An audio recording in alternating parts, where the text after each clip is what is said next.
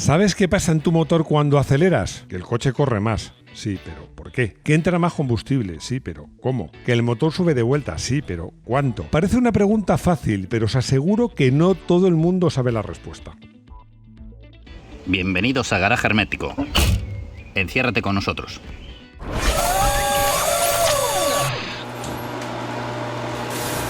Rodrigo y don Ricardo, que fue mi profesor de filosofía, un profesor extraordinario del que guardo un grandísimo recuerdo, me dicen lo mismo, que hay que explicar las cosas que parecen evidentes.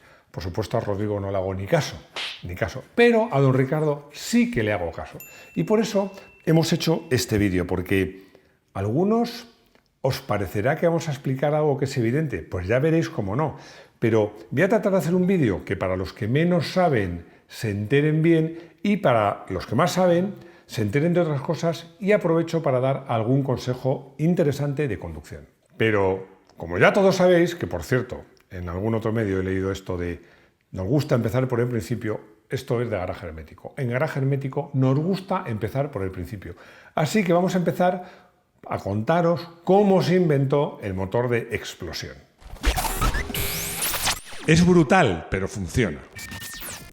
Las mejores anécdotas, sin duda son aquellas que son mentiras, probablemente. Pero, como se dice en italiano, si non è vero, è ben trovato. Que en castellano sería algo así como, bueno, pues puede ser mentira, pero está bien traído, está bien, ¿no? Y por eso os voy a contar lo que le pasó a Nikolaus Otto cuando inventó el motor de 4 tiempos, porque tiene mucho que ver con el tema del acelerador. Además es que contaba esta anécdota cuando estaba de viaje con mi pareja y le expliqué lo que pasaba ahí delante. Le conté que se metía combustible con aire, se comprimía, saltaba una chispa y explotaba, y me miró con ojos como platos. ¡Ay, explota! ¡Explota ahí dentro! ¡Está explotando gasolina ahora mismo! Es que, como os digo, hay cosas evidentes que hay que explicar. Pero no os reáis por la pregunta de, oye, a ver, se va a explotar y va a salir ardiendo, porque es que, vamos a ver, os voy a contar la historia. El señor Otto, que fue quien inventó el motor de 4 tiempos de gasolina, pues hizo este prototipo en un granero que estaba a las afueras de su casa. Bueno, intentó varias veces ponerlo en marcha y en una de ellas, pues arrancó y se puso a girar cada vez más rápido. ¿Por qué? Vamos a ver. Él había inventado un ciclo de 4 tiempos, pero se le había olvidado algún pequeño detalle. Por ejemplo, se le había olvidado poner un sistema de lubricación. No tenía sistema de lubricación. Se le había olvidado poner un sistema de refrigeración, y la mayor parte de la energía que cuando quemas gasolina o combustiona el gasoil se va en calor, os lo recuerdo. Y se le había olvidado poner acelerador. Se le había olvidado ese pequeño detalle. Entonces, claro, el motor arrancó, empezó a girar cada vez más rápido, a calentarse, a ponerse al rojo vivo cosas. Total, que este señor vio que aquello debe acabar bien, salió de granero, según cuenta la anécdota, aquello explotó. Y el señor Otto, cuando le preguntaron, dijo esa famosa frase de es brutal, pero funciona. Y es que funcionaba. Acelerador y carburador. Estos primeros motores, el de Otto, y hasta hace, como quien dice, 30 años, pues la inmensa mayoría de motores de gasolina llevaban un carburador. Y bueno, en el carburador el acelerador era una tapa móvil que tapaba o dejaba abierto un conducto de aire. Así de fácil. Se llama mariposa. ¿Os acordáis de esos frascos de nuestras abuelas? O los que somos más talluditos, de nuestras madres, esos frascos de colonia que las apretabas y pulverizaba colonia. Es exactamente el mismo principio. Pero para entenderlo bien, nos vamos a ir a nuestra... Ya sé que hay tipos de carburadores más sofisticados, como los de barrilete, los de compuerta plana. Aquí voy a explicar el más sencillo, porque realmente os digo que un carburador es el mecanismo de un chupete. Vamos a ver. Aquí os he dibujado un cilindro con sus 2 válvulas. Esta es la de escape, está cerrada, está en el tiempo de admisión. Es decir, que el pistón está bajando. Como el pistón está bajando, está succionando aire que entra a través de la válvula de admisión. El aire entra por aquí. El aire entra succionado por el motor. ¿Y qué pasa? Bueno, pues que nosotros, ¿qué hacemos? Ponemos aquí una cosa que se llama un chicle. En realidad sería, vamos a dibujarlo así, en realidad un chicle súper sencillo. Es una cosa con un agujerito calibrado y una rosca. Y por aquí entra la gasolina. Vamos a dibujar la gasolina verde. Bueno, esto iría a la bomba de gasolina, es un conducto, todo eso me lo salto. Entra por aquí gasolina. Entra por aquí gasolina y el aire se lleva la gasolina. Entonces, a partir de este punto, ya lo que pasa por aquí es una mezcla de aire con un poco de gasolina. Vamos a pintar un poquito de gasolina aquí. Y me diréis, vale, esto ya lo he entendido. ¿Y el acelerador dónde está? Bueno, es que el acelerador, como os digo, este es el mecanismo de un chupete, es una tapa que lo cierra. Está articulada aquí. Cuando está así, está cerrado. Bueno, en otro sistema para ralentí no voy a complicar. Cuando está así, entonces ya el aire puede pasar, pasa por aquí, hasta el motor, vamos a dibujar el poquito de gasolina, pues entonces está abierto. Si nosotros esta imagen la viéramos desde aquí, veríamos el tubo, este eje, y cuando la válvula está cerrada, la mariposa está cerrada, veríamos, vamos a dibujar así la mariposa. Cuando está abierta veríamos el mismo tubo con el eje, porque la mariposa está así. O sea, como veis, es una compuerta redonda que gira 90 grados de forma que tapa el conducto o lo deja abierto. Así de fácil es el acelerador de un carburador. En resumen, que el cilindro baja, succiona aire, ese aire extrae la gasolina, hace que se pulverice y tú con el acelerador, que es una tapa que regulas, dejas que entre más gasolina o menos. Si entra más, bueno, pues la explosión es más fuerte, se produce más potencia y el motor sube de vueltas. ¿Qué es lo que sucede? Que con un carburador es difícil conseguir a base de agujitas y tapas y chiclés y esas cosas una mezcla muy precisa.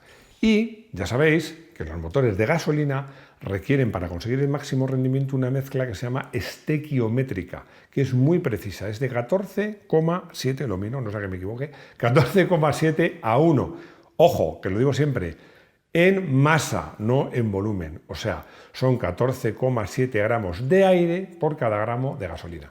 Y para conseguir que esa mezcla fuera mucho más precisa, se inventó la inyección de gasolina. Sistema de inyección.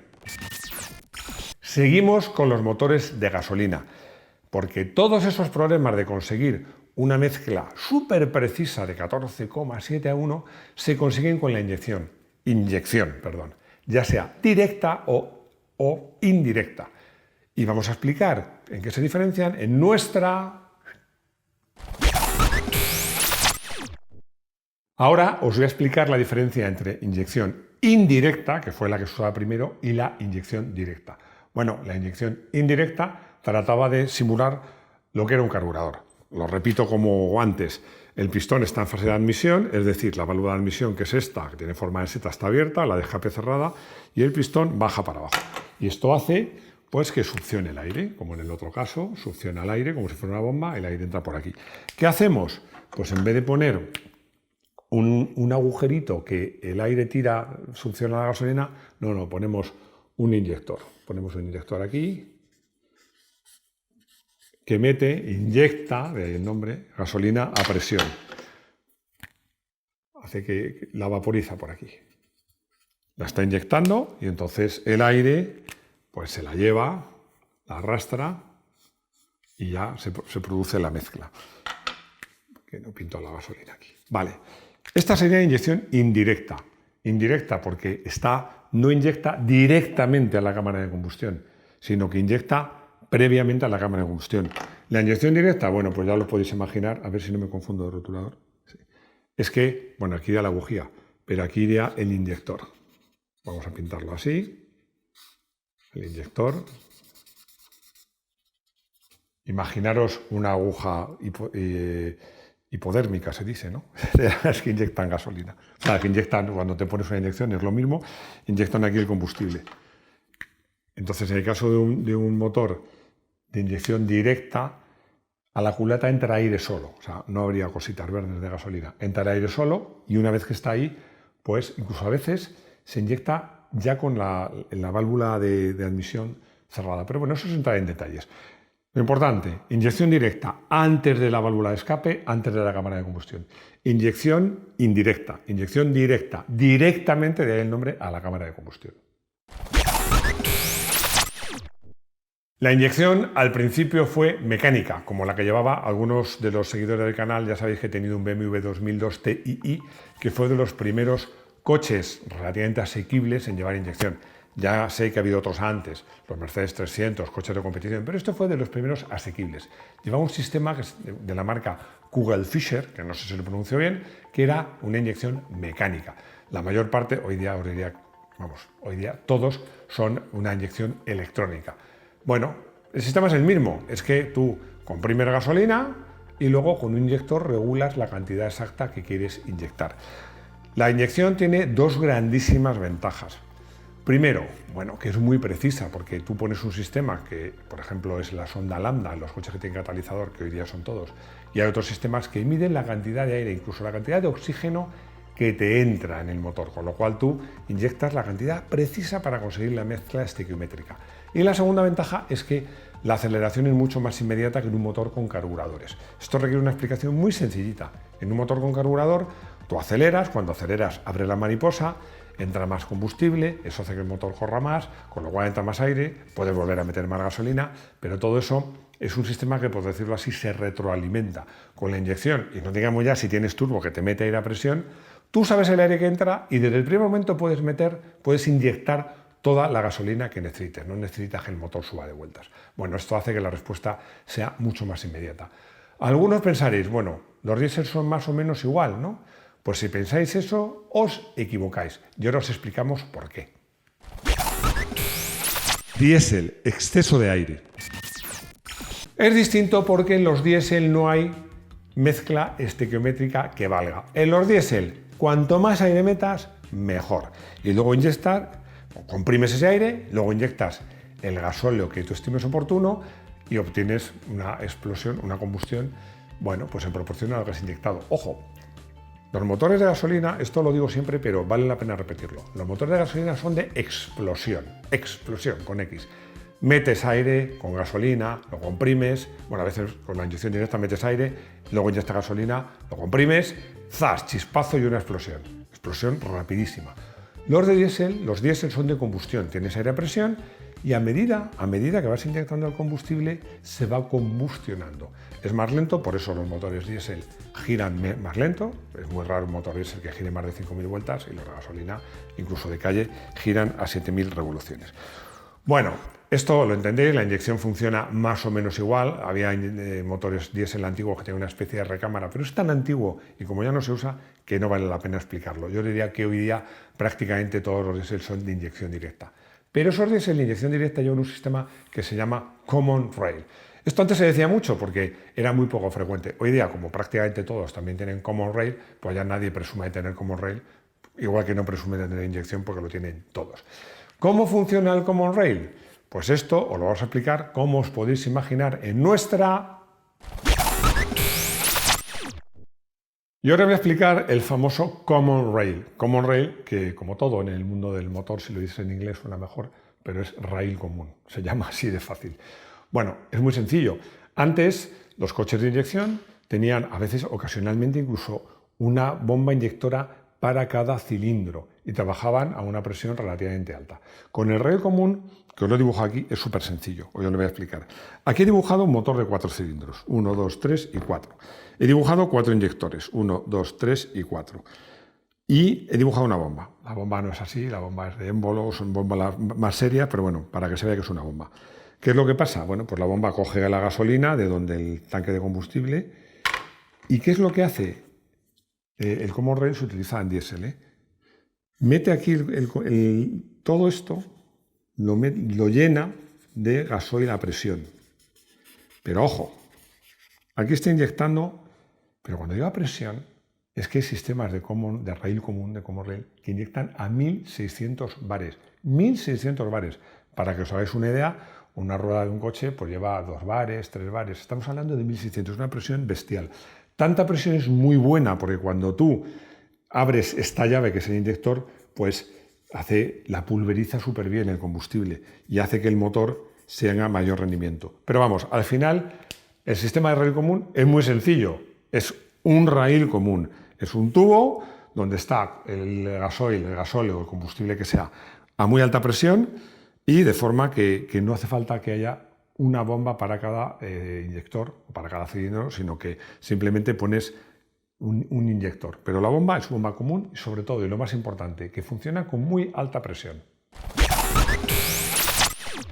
Y ya sabemos lo que pasa cuando aceleramos en nuestro coche. Pero la pregunta ahora es, ¿sabes acelerar? No tan sencillo. A ver, que no es tan sencillo, porque muchos me dicen, hombre, Máximo, claro que es acelerar, piso ahí el pedal derecho y ya está, faltaría más. Pues no es tan sencillo. Os voy a dar algunos consejos. A ver, el primero, acelera y desacelera con suavidad, Nada de pisotones. Bueno, a ver, desacelerar sí, bueno, desacelerar depende. O sea, si tú ves llegar una rotonda, puedes desacelerar suavemente antes de frenar. En general, siempre todo, pero sobre todo el acelerador, también los frenos, con suavidad. No te creas que por hacerlo así va a ser más lento. No va a ser más lento. Una cosa es la competición, pero en la calle, si tú aceleras con progresividad, vas a gastar menos y no vas a ir más lentos. Bueno, es que insisto mucho en una cosa que pasa cuando vas a dar un curso de conducción para ir por la calle y sobre todo de conducción deportiva o de circuito, que es lo que se llama la aceleración pulsante. ¿Esto qué es? Es muy típico. Autoanalízate tú mismo si haces esto, porque no hay que hacerlo. ¿Esto qué es? Además lo notas porque vas como para adelante y para atrás. Pues es el típico conductor que acelera y dice, uy, que corro demasiado, levanto. Ah, no, pues quería correr un poquito más. Y entonces va subiendo y bajando. Eso se llama aceleración pulsante. En la calle hace que sea incómodo la conducción y hace que el coche gaste más. En circuito es todavía más grave, porque hace que el coche pues vaya cabeceando. Acelera suave, de forma sostenida, acelera y desacelera. Y luego hay que acelerar en la marcha adecuada. Esto es importantísimo porque no hay que pecar ni por exceso ni por defecto. Es decir, no es bueno con el coche muy bajo de vueltas, a una marcha larga, acelerar a fondo, sobre todo en un diésel, porque las presiones que se producen en el interior de la cámara de combustión son brutales y tampoco es necesario pues ir subiendo el motor de vueltas, pues como se dice en el argot, hasta la sangre, hasta la zona roja, ¿no? Bueno, lo más interesante es que sepas, o bien porque lo veas en la ficha técnica, o bien porque un buen conductor lo detecta dónde está el par máximo. No voy a explicar, porque lo he explicado en muchos vídeos, no voy a explicar con detalle qué es el par máximo, pero sí os voy a decir que es la zona de revoluciones donde la relación entre el rendimiento del motor y el consumo es más favorable. Suele estar, bueno, un motor muy deportivo que gira millones de vueltas estará más arriba, en un motor diésel estará más abajo. Ya os digo que un buen conductor eso lo detecta, pero si no siempre tiene la ficha técnica. Intenta mantenerte en esa zona el mayor tiempo posible. Y no puedo evitar recordar, que ya lo he hecho muchas veces, el consejo de mi padre, porque la cultura popular es la cultura de verdad, que él resumía todo esto diciendo: hijo, procura llevar el motor alegre, ni muy alto de vueltas ni muy bajo de vueltas. Bueno, yo creo que eso resume todo. Ojo, que esto os digo sobre todo para los que sois más mayorcitos, que ha cambiado mucho, porque hoy día los motores tienen un par enorme y desarrollos. El desarrollo es por ejemplo, desarrollo en sexta es la velocidad que desarrolla el coche a 1000 vueltas. Bueno, pues desarrollos que hace 20 años nos parecerían bestiales, brutales, pues hoy día son posibles. Hay desarrollos de hasta 60 y 70 km/h a solo 1000 vueltas. O sea, yo he tenido coches de pruebas que a menos de 2000 vueltas vas a 120. Esto es posible porque los motores tienen mucho par, pero ojo, tampoco conviene exagerar. Llegamos a la conclusión. Bueno, mi conclusión es que yo creo que ha quedado un vídeo bastante interesante, espero suficientemente claro para los que no sois expertos y que os haya aportado algo a los que sabéis más, que es lo que intento hacer siempre, que no os aburran.